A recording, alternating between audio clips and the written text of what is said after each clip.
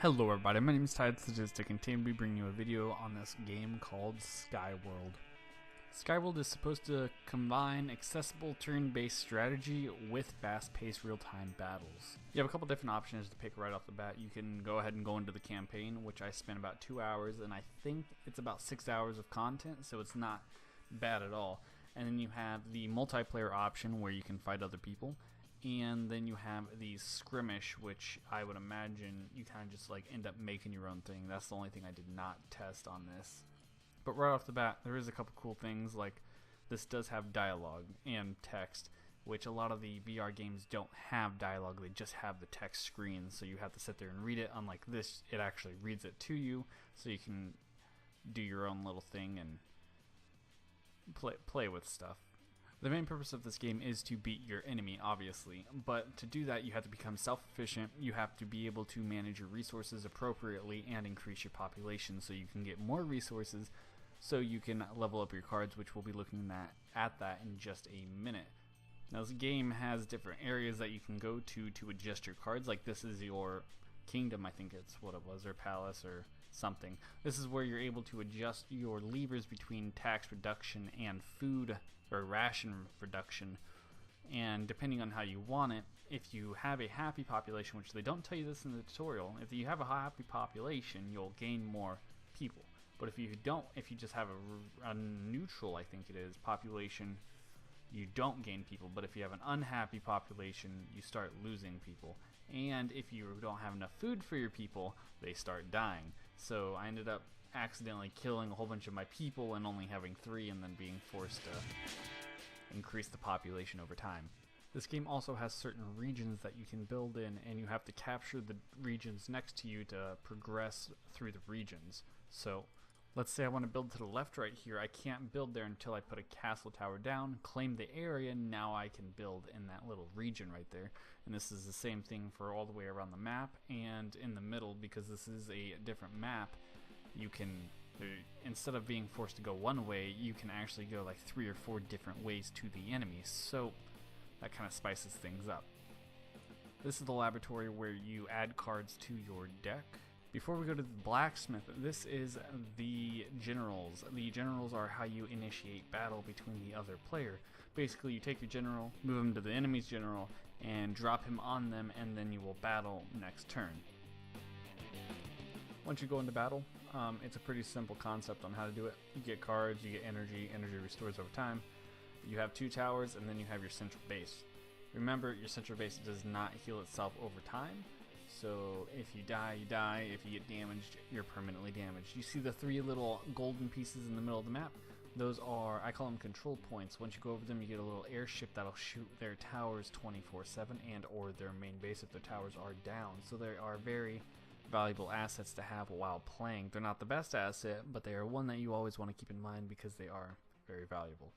But the whole concept of this battle is to get to her central base, and once you get there, you basically destroy it, and that's it.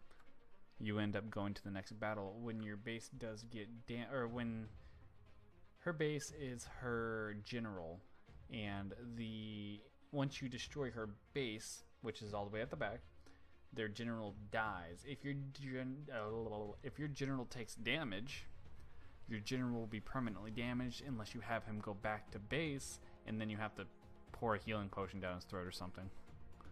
Once you destroy the general and destroy his castle, the area becomes neutral. Like I said earlier, you have to drop the castle down on the region. As you can see, there's a white border around it, which means it is neutral. Once you destroy it, you can go ahead and drop your own castle, which costs resources, and then you own the region. They have to have a general go in there and wreck your shit for them to own it.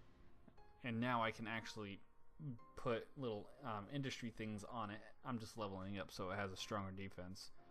But now you can mine the resources in that region. This is the blacksmith where you can level up your cards. Basically, once you have enough resources, you're able to select your cards. I think at max level is level 4, which it doesn't make them dramatically OP when you level them up, but it does most definitely give you a slight advantage fighting regular leveled enemies. So basically, I was leveling up whatever cards I used the most. Usually, most of them were the low levels, and I think I leveled up the Fireball just for that extra shabam. Now, breaking it down and talking the real talk, this game is $40 on Steam, which in my opinion, that is kind of pricey. Just in VR games in general, I don't think they should be more than 30, but they're running a business, it makes sense. From my experience and what I think this game is worth, I think it's worth 30. I don't think I personally would spend more than 30 on it, but it is actually really fun given it that there is like voice dialogue and there's multiplayer and there is a pretty lengthy long campaign, which a lot of the VR games just don't even have that. Half of them, or 3/4 of them, are just shitty knockoffs, and this is an actual legitimate game. But my personal opinion, I wouldn't spend more than 30. It's on sale right now for 20, which is, in my opinion, an awesome deal. And if I didn't have